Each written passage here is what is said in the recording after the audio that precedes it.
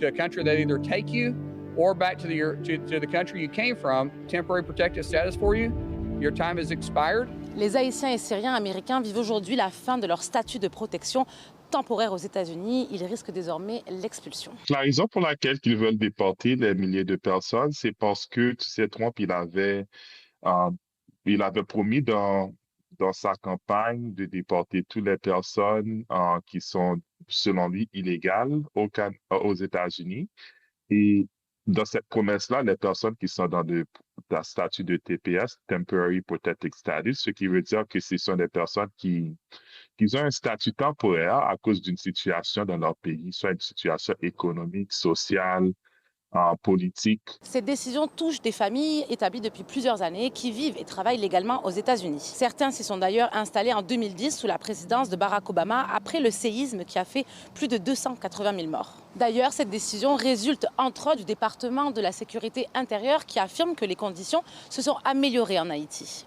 D'après le cabinet de conseil en immigration Le Tendre basé à Sherbrooke, les gangs armés contrôlent désormais près de 90% de la capitale, Port-au-Prince, et l'ONU comptabilise près de 1,5 million de déplacés internes fuyant la criminalité. On parle de sécurité aiguë, on parle de guerre civile interne, parce que les gangs qui sont là sont des mercenaires.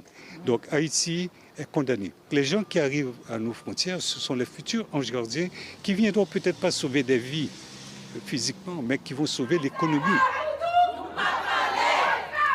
350 000 Haïtiens qui se trouvent en grande partie dans des emplois essentiels. Pour de nombreux membres de la communauté haïtienne américaine, la déception est immense et les organismes de défense des immigrants dénoncent une décision qui pourrait avoir des conséquences humaines et économiques importantes. Pour des centaines de milliers d'Haïtiens, l'avenir aux États-Unis reste plus incertain que jamais, alors que leur pays d'origine continue de traverser une profonde crise. C'est pourquoi il est fort à parier que de nombreuses personnes vont essayer d'entrer au Canada dans les prochaines semaines. J'ai déjà un gros volume de clients qui m'ont déjà contacté ou des personnes qui ont déjà fait le voyage au Canada.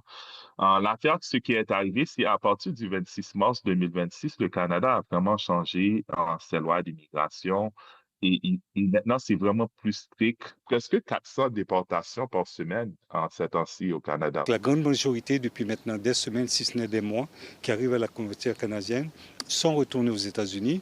Et quand vous êtes retourné aux États-Unis, mis entre les mains des agents frontaliers américains, ils s'appellent ICE. Et maintenant, c'est justifié de le faire, car la plus haute cour, la Cour suprême des États-Unis, a décidé that's it. On s'est révoqué. Donc, il n'y a pas d'autre option au niveau judiciaire. Nous avons contacté l'Agence frontalière du Canada et la Sûreté du Québec. Alors, ils sont au courant de la situation, mais n'ont pas pu répondre à nos questions pour le moment. À Montréal, Lila Mouche pour Nouveau Info.